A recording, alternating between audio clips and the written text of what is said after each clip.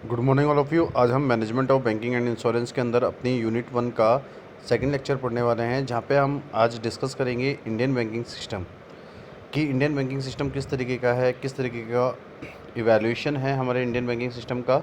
तो अगर हम डायग्राम देखें यहाँ पे इंडियन बैंकिंग सिस्टम का, तो इंडियन बैंकिंग सिस्टम को जो कंट्रोल करता है, या हम कह सकें कि जो मॉनेटरी अथॉरिटी है इंडियन बैंकिंग सिस्टम की, वो हमारी रिजर्व बैंक ऑफ इंडिया है, जो कि इंडिया की सेंट्रल बैंक है। तो अगर हम देखें तो रिजर्व बैंक जो है हमारी, वो तीन चीज़ों को कंट्रोल करती है, that is commercial bank, regional rural banks and cooperative banks. Commercial bank की बात करें तो कॉमर्शियल बैंक दो चीज़ों में कैरेक्टराइज है। पहला है public sector banks and another is private sector banks. Public sector banks की अगर हम बात करें तो पब्लिक सेक्टर बैंक्स में हमारे state Bank of group and other nationalised bank हैं। तो स्टेट बैंक ग्रुप के अंदर हमारी एसबीआई बैंक और एसबीआई के जितने भी सब्सिडरी बैंक है, एसोसिएट बैंक से, उनको उसमें इंक्लूड किया जाता है। और अदर नेशनलाइज बैंक की बात करें तो जितनी भी बैंक नेशनलाइज की गई हैं पब्लिक सेक्टर में, वो इस बैंक की कैटेगरी में आती हैं। इसके बाद अगर हम देखें तो नेक्स्ट है हमारे private sector banks. Private sector banks को दो चीज़ों में डिवाइड किया गया है। पहला है Indian private sector banks and other is foreign private sector banks. Regional rural banks की अगर हम बात करें तो रीजनल रूरल बैंक्स अलग एक एंटिटी है जो रूरल एरिया को कवर करती है। और कुछ हमारे कोऑपरेटिव बैंक्स हैं जो कि state cooperative bank, central cooperative banks और प्राइमरी क्रेडिट सोसाइटी हैं। तो ये हमारा एक स्ट्रक्चर है इंडियन बैंकिंग सिस्टम का। तो अगर हम देखें इंडियन बैंकिंग सिस्टम को, तो 2 सेंचुरी से हमने ये देखा है कि हमारे इंडियन बैंकिंग सिस्टम के अंदर बहुत सारे डेवलपमेंट्स हुए हैं। और हमारा जो इंडियन बैंकिंग सिस्टम था वो कैरी होता था पहले बिजनेसमैन से, जिसको हम सराफ, सेठ, सुकराज, महाजन, सेठीस कहते थे एंशिएंट टाइम के अंदर। और वो परफॉर्म करते थे यूजुअली वो फंक्शन जहाँ पे वो लोगों को या ट्रेडर्स को, क्राफ्टमैन को या किसी पर्सन को मनी उधार में देते थे, लैंडिंग देते थे। उसके प्लेस में वो फंड्स डिस्पोजल करते थे और वो फाइनेंशियल वॉर्स के किंग्स हुआ करते थे।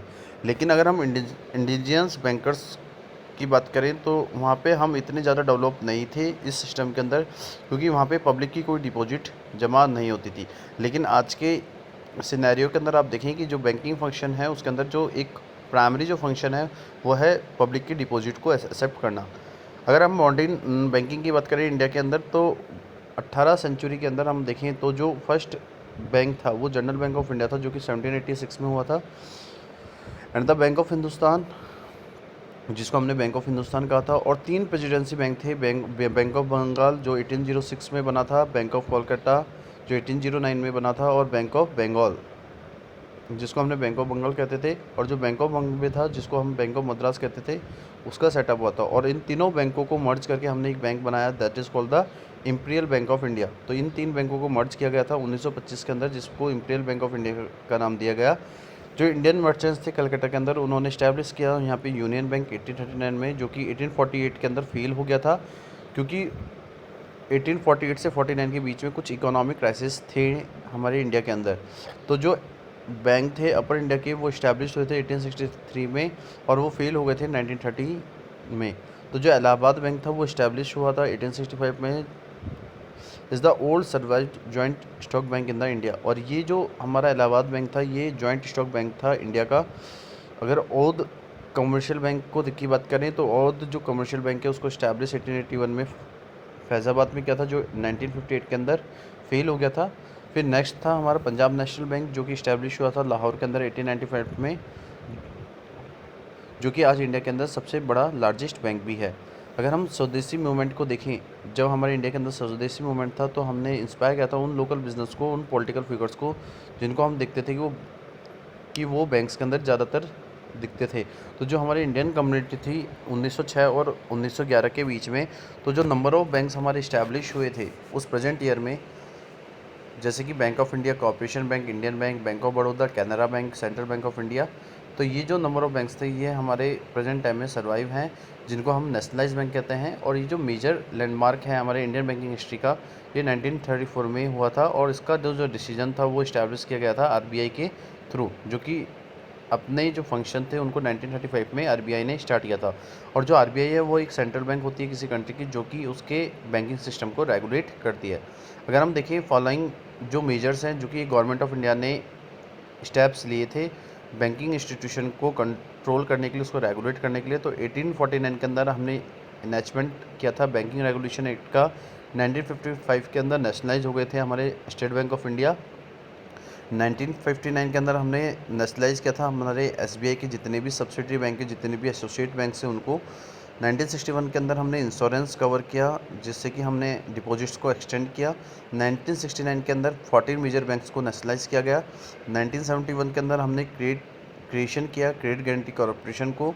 1975 के अंदर हमने क्रिएशन किया रीजनल रूरल बैंक्स को, और 1980 के अंदर हमने नेशनलाइज किया 7 बैंक्स को जिनकी डिपॉजिट 200 करोड़ से ज़्यादा थी। अगर हम बात करें तो हम इंडियन बैंकिंग सिस्टम को अब यहाँ से स्टार्ट कर रहे हैं, जहाँ पे हमारा जो सेंट्रल अथॉरिटी है, मॉनेटरी अथॉरिटी है, और जो हमारी कंट्री की सेंट्रल बैंक है रिजर्व बैंक ऑफ इंडिया, उसके बारे में हम डिस्कस करने वाले हैं।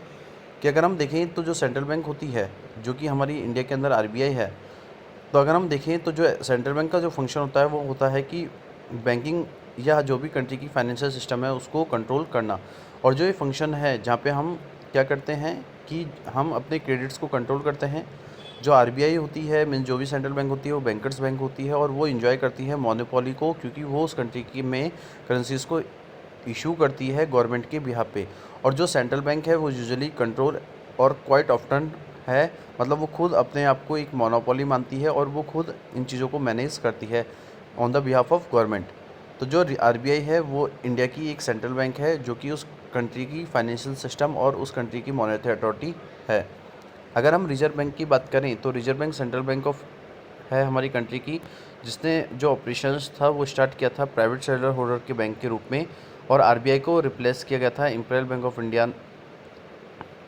आरबीआई ने रिप्लेस किया इंपीरियल बैंक ऑफ इंडिया को, जहाँ पे उसने स्टार्ट किया कि वो उस कंट्री के अंदर करेंसी नोट्स को इशू करेगी और एक एक्ट रोल प्ले करेगी, जो कि एक गवर्नमेंट का बैंक होगी। जो इंपीरियल बैंक ऑफ इंडिया है उसने अलाउ किया कि वो एक्ट करेगी as a agent of the RBI. RBI के एक एजेंट के रूप में इंपीरियल बैंक ऑफ इंडिया को अलाउ किया गया, और आरबीआई कवर करती है over the undivided India in order to have close integration between the policies of the Reserve Bank of India those of the government.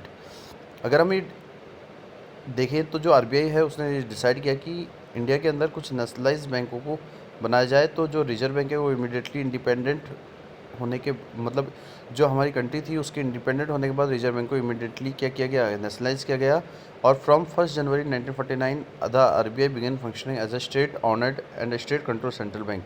और 1 जनवरी 1949 से RBI ने अपनी फंक्शनिंग चालू की और वो स्टेट ऑनर्ड या state control central bank India की हुई। इसके बाद अगर हम देखें तो जो जितने भी फंक्शन जो कॉमर्शियल बैंक्स या जो भी गवर्नमेंट ऑफ इंडिया है अपने बैंकिंग कंपनीज एक्ट के अकॉर्डिंग 1949 के अंदर उन्होंने कुछ चेंजेस किए, जहाँ पे हमने बैंकिंग रेगुलेशन एक्ट 1989 के अंदर अप्लाई किया। तो जो आरबीआई एक्ट है वो है कि वो बैंक्स का रेगुलेटर है, गवर्नमेंट का बैंक है और बैंकर्स बैंक है, और वो हमारे कंट्री के फाइनेंशियल सिस्टम को कंट्रोल करता है। तो अगर हम रिजर्व बैंक ऑफ इंडिया की बात करें तो ये आरबीआई जो थी वो इस्टेब्लिश हुई थी अप्रैल 1935 के अंदर, और जो आरबीआई का जो शेयर कैपिटल था वो 5 करोड़ का था, और बेसिक जो रिकमेंडेशन थी वो हिल्टन यंग कमीशन के बिहाफ पे की गई।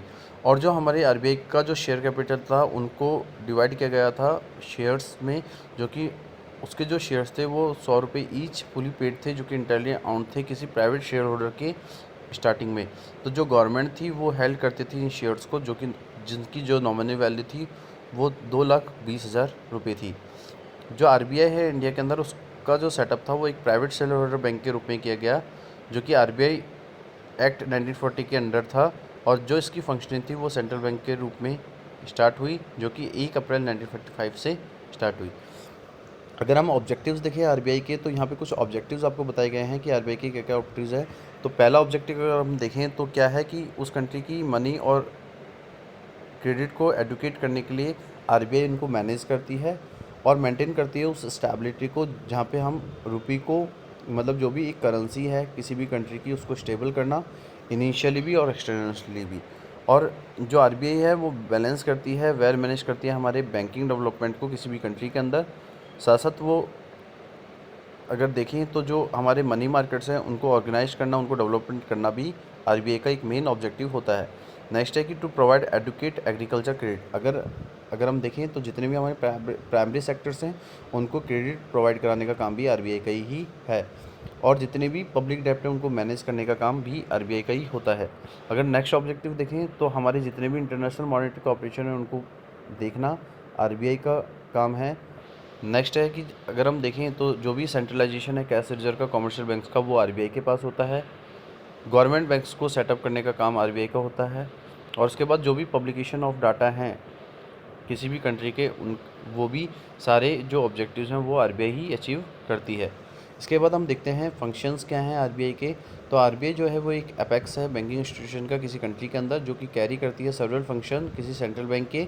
तो अकॉर्डिंग टू देखें तो जो आरबीआई एक्ट है हमारा 1994 में, उसके अंदर जो हमारे प्राइमरी प्रिंसिपल फंक्शन है आरबीआई के, वो है कि वो उस कंट्री के अंदर इशूज़ करती है नोट्स को और मेंटेन करती है रिजर्व्स को।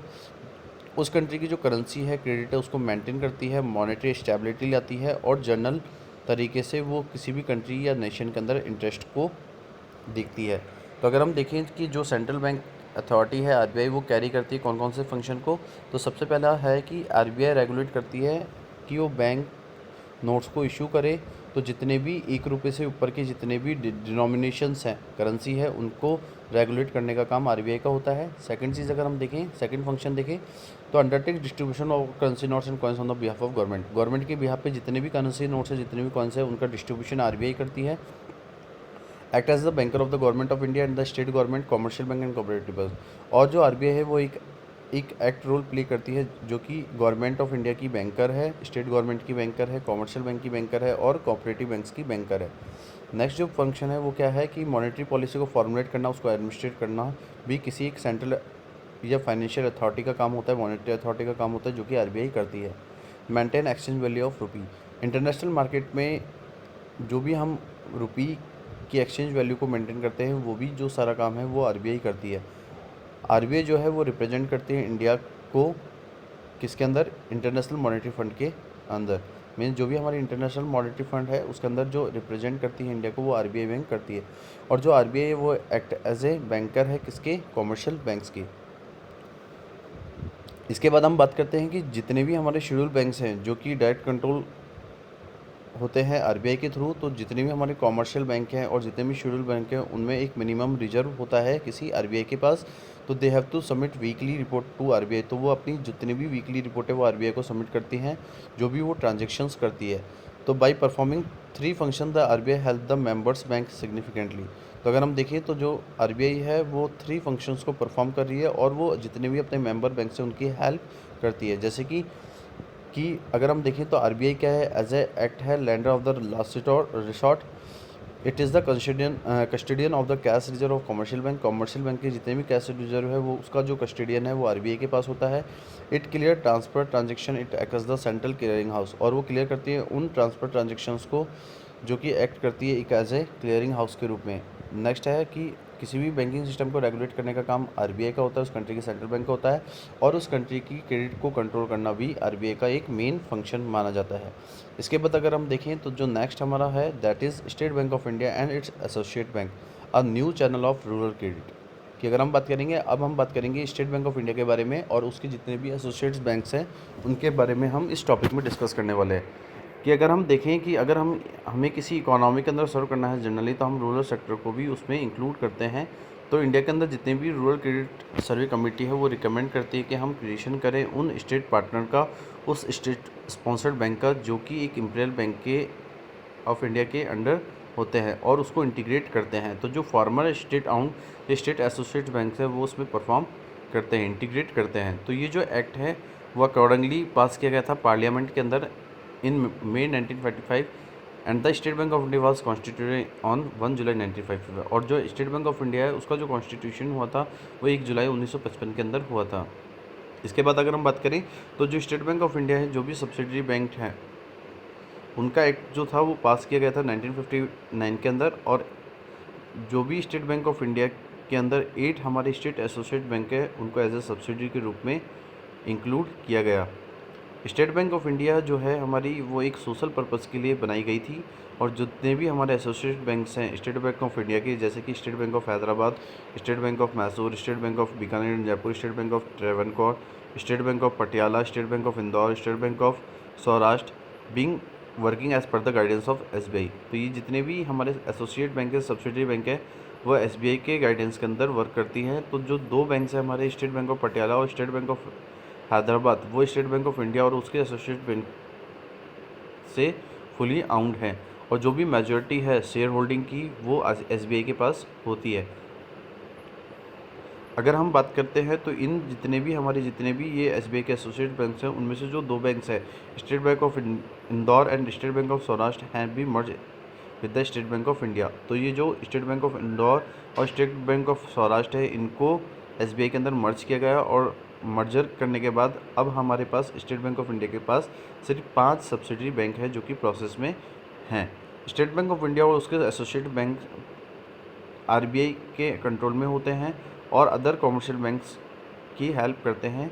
तो जो भी एसबीआई अपने एजेंट के जो भी आरबीआई है जो अपने एक एजेंट के रूप में यूज़ करती है वो एसबीआई के रूप में करती है। तो जितने भी हमारे सेंट्रल और स्टेट गवर्नमेंट है, स्टेट गवर्नमेंट बिजनेसेस हैं, उनका जो सेटअप है उसमें जितने भी कैश मैनेजमेंट है उस कंट्री के, वो एसबीआई के द्वारा किए जाते हैं। इसके बाद हम बात करते हैं नेक्स्ट पॉइंट की, that is nationalisation of banks for implementing government policies, कि कौन कौन से बैंक से जिनको नेशनलाइज किया गया जहाँ पे हमने अपनी गवर्नमेंट पॉलिसीज़ को इम्प्लीमेंट किया। तो अगर हम देखें तो इंडियन बैंकिंग सिस्टम के अंदर एक मेजर रिवॉल्यूशन आया था 1969 के अंदर, जहाँ पे 14 मेजर कॉमर्शियल बैंक्स को जो प्राइवेट सेक्टर के उनको नेशनलाइज किया गया 19 जुलाई 1969 के अंदर। और इनमें से जितने भी बैंक्स हैं, इनका जो मेन जो फंक्शन होता है वो क्या होता है, लोगों की डिपॉजिट करना, उनको लैंडिंग प्रोवाइड करना। तो ये जितने भी हमारे नेशनलाइज बैंक थे, इनको इस कैटेगरी में तब लाया गया जब उनकी जो डिपॉजिट्स थी वो 50 करोड़ थी, जो कि प्रमोट की गई एक पास्ट इंटरेस्ट के थ्रू। तो अगर हम इन बैंक की बात करें जो कि इंडिया के अंदर नेशनलाइज किए गए, वो थे Allahabad bank, bank of Baroda, bank of India, bank of Maharashtra, Canara bank, central bank of India, Dena bank, Indian overseas bank, Punjab national bank, syndicate bank, union bank of India, united bank of India, united commercial bank now known as UCO bank. और अगर हम बात करें तो ये जो 14 हमारे nationalise bank थे, इनका जो मेन पर्पस था नेशनलाइज करने का, वो क्या था कि to increase the presence of bank across the nation, कि अगर हम देखें तो हमारे नेशन के अंदर एक बैंक की प्रेजेंस को करने के लिए इन बैंक्स को इंक्रीज़ किया गया। और जितने भी हमारे सिटीजन्स हैं कंट्री के, सोसाइटी को डिफरेंट सेगमेंट्स को कवर करने के लिए हमें बैंकिंग सर्विस प्रोवाइड करानी थी, जो कि हम इन बैंकों के थ्रू करवाते थे। और जो भी कंसेप्ट था क्लास बैंकिंग का मास बैंकिंग के लिए, वो चेंज किया गया इन नेशनलाइज बैंक के थ्रू। और जितने भी हमारे प्रायोरिटी सेक्टर्स हैं जहाँ पे हम लैंडिंग या ग्रोथ करते हैं, उनको सपोर्ट करना इन नेशनल बैंक का काम था। लेकिन इन 1980 another 6 more commercial banks with deposit of over 200 crore were nationalise. अगर हम देखें तो 1980 के बाद 6 ऐसे कॉमर्शियल बैंक्स थे जो कि जिनकी डिपॉजिट 200 करोड़ से ज़्यादा थी, उनको भी नेशनलाइज किया गया, जो कि थे Andhra Bank, Corporation Bank, New Bank of India, Punjab and Sind Bank, Oriental Bank of Commerce and Vijaya Bank. ये सारे जो 6 बैंक्स थे, इनकी जो डिपॉजिट थी वो 200 करोड़ से ज़्यादा की थी, तो इनको भी नेशनलाइज किया गया। तो later on the new Bank of India were merged with the Punjab nationalise bank. और जो हमारा जो बैंक था न्यू बैंक ऑफ इंडिया, उसको पंजाब नेशनल बैंक के साथ मर्ज किया गया। और जो नेशनलाइजेशन था इस बैंक का, उसका रिजल्ट क्या हो कि हमारे जो बैंकिंग फंक्शन है, जो भी हमारी ब्रांच एक्सपेंशन है, उनको बढ़ाया गया। और जितने भी number of commercial bank branches हैं, उनको इंक्रीज़ किया गया मेट्रो, अर्बन, सेमी अर्बन और रूरल एरियाज़ के अंदर। और जो हमारा ब्रांच नेटवर्क था वो एसोसिएट किया गया था, जहाँ पे हम बैंक के थ्रू डिपॉजिट्स को मोबिलाइज करते थे और जितनी भी इकोनॉमिक एक्टिविटीज़ थी उनको एक अकाउंट के थ्रू एक प्रॉपर सेक्टर को लैंडिंग प्रोवाइड किया जाता था। इसके बाद अगर हम बात करें तो नेक्स्ट पॉइंट है हमारा regional rural banks, that is RRB, कि इन 1975 a new set of banks called the regional rural banks were set up based on the recommendation of the working group headed by the Sri Narasimham to serve the rural population in addition to the banking services offered by the cooperative banks and commercial banks in rural areas। कि अगर हम देखें तो 1975 के बाद कुछ new set of banks बनाए गए जिनका नाम रखा गया रीजनल रूरल बैंक्स। और ये जो सेटअप था ये रिकमेंड किया गया था एक वर्किंग ग्रुप की थे, जो कि हेड थे श्री नरसिम्हा राव के अंडर। तो ये जितने भी हमारी रूरल पॉपुलेशन होती थी किसी कंट्री की, उनको बैंकिंग सर्विसेज ऑफर करना इन कोऑपरेटिव बैंक्स या कमर्शियल बैंक्स का काम होता था रूरल एरियाज़ के अंदर। तो inception of the regional rural banks can be seen as the unique experiment as per the experience in the improving the efficiency of the rural credit delivery mechanism in India. और जो RRB थी उनको ये देखा गया था कि वो एक यूनिक एक्सपेरिमेंट और एक एक्सपीरियंस इम्प्रूव करना था, कि अगर किसी कंट्री के अंदर रूरल एरिया में अगर रूरल क्रेडिट डिलीवरी करनी है, वो इजीली एफिशिएंसी के थ्रू कर सकते हैं हम। तो जितनी हमारी जॉइंट शेयर होल्डिंग थी किसी भी सेंट्रल गवर्नमेंट की, और जितने भी हमारे कंसर्न स्टेट गवर्नमेंट थे वो स्पॉन्सर किए गए थे इन बैंक के थ्रू, और जो भी एफर्ट्स थे जिससे कि हम अपने कमर्शियल बैंक्स को इंटीग्रेट करें, एक ब्रॉड पॉलिसी बनाएं टुवर्ड्स हमारे सोशल बैंकिंग कीपिंग की, जिसका व्यू था एक लोकल पंक्चुअलिटीज़ करना। तो जितने भी आरआरबी सेटअप किए गए थे इंडिया के अंदर, वो एक्सपेक्टेड थे कि एक प्ले करें एक वाइटल रोल, जिसमें हम अपनी सेविंग्स को मोबिलाइज करें स्मॉल और मार्जिनल फार्मर्स के लिए, आर्टिशियंस के लिए, एग्रीकल्चर लेबर्स के लिए, स्मॉल एंटरप्रेन्योर्स के लिए, और इंक्लूड करें हमारी बैंकिंग हैबिट को रूरल पीपल्स के बीच में। और ये जितने भी इंस्टीट्यूशन थे उनका एक्सपेक्टेशन था कि वो एक गैप क्रिएट करें जिसमें हम एक्सटेंड करें उस क्रेडिट को जो कि रूरल एरियाज़ के होंगे, largely urban oriented commercial banks and the rural cooperative which have the close contact with the rural area but fall short in the terms of funds. इसके बाद हम बात करें तो that is local area banks. Local area banks with the operation in 2 और 3 contiguous district were conceived in the 1996 Union Budget to mobilize rural saving and market them available for the investment in local areas। जो local area banks थे उनका जो operation था वो 2 और 3 continuous districts में किया गया, जिसका जो कन्वेंस था वो 1996 के अंदर एक यूनियन बजट के थ्रू किया गया, जिसका काम था कि रूरल सेविंग्स को मोबिलाइज करना और इन्वेस्टमेंट, अगर हमें लोकल एरियाज़ में अगर इन्वेस्टमेंट करना है तो उसके लिए क्रेडिट अवेलेबल कराना। और ये जो हमारा एक्सपेक्टेशन था कि जो एक गैप है हमारे क्रेडिट अवेलेबिलिटी और इंस्टीट्यूशनल क्रेडिट को इन्हेंस करना, तो उसका जो फ्रेमवर्क था वो हम रूरल और सेमी अर्बन एरियाज़ के थ्रू करते थे। तो ऑल थ्रू जो भी हमारे जियोग्राफिकल एरिया हैं जहाँ पे इन बैंक्स के ऑपरेशन एक लिमिटेड थे, वहाँ पे अलाउ किया कि हम परफॉर्म करें उन सारे फंक्शन को जो कि एक शेड्यूल कमर्शियल बैंक करती है। तो जो रघुराम राजन कमेटी थी उन्होंने local area bank as a private और गवर्न किए गए, जहाँ पे हम स्मॉल फाइनेंस बैंक के रूप में डिपॉजिट्स एक्सेप्ट करते हैं। इन अगर लोकल एरिया बैंक्स की बात करें तो इनके एक हायर कैपिटल एडिक्वेसी होती है, नॉर्म्स होते हैं, एक स्ट्रिक्ट प्रोहिबिशन होता है किसी एक रिलेटेड पार्टी ट्रांजेक्शन से, और एक लोअर कंसंट्रेशन होता है नॉर्म्स के, जहाँ पे हम अपने हायर रिस्क को ऑफसेट करते हैं और जो कि जोग्राफिकल कंस्ट्रेंट किए जाते हैं। अगर हम बात करें तो जो हमारी लोकल एरियाज बैंक की 6 एंटिटीज़ हैं उनको लाइसेंस दिया गया जो कि ऑपरेट होते हैं as a LAB means local area banks, जो कि RBI के अंडर होते हैं। जितनी भी फंक्शन जो की जाती है वो RBI के अंडर की जाती है। और of these 4 banks, capital local area bank accounted for the more than 70% of total asset for all 4 LABs taken together as on 31 March 2012। इसके बाद अगर हम बात करें तो नेक्स्ट है हमारे new private sector banks. In 1991, Narsinam Committee recommended that banks should increase operation efficiency, strengthen the supervisory control over the banks, and new players should be allowed to create a competitive environment। कि अगर हम देखें तो 1991 के अंदर नसीराम committee ने एक recommend किया उन बैंक्स को जहाँ पे हम बैंकिंग फंक्शंस को इंक्रीज़ करें, उनके ऑपरेशंस की एफिशिएंसी को इंक्रीज़ करें, सुपरवाइजरी कंट्रोल को स्ट्रेंथ दें। और बैंक्स तो हम देखते हैं कि जो हमारे नए प्लेयर्स हैं उन्होंने इस एनवायरनमेंट के अंदर एक कंपटीशन क्रिएट किया। तो based on the recommendation new private banks were allowed to the start functioning.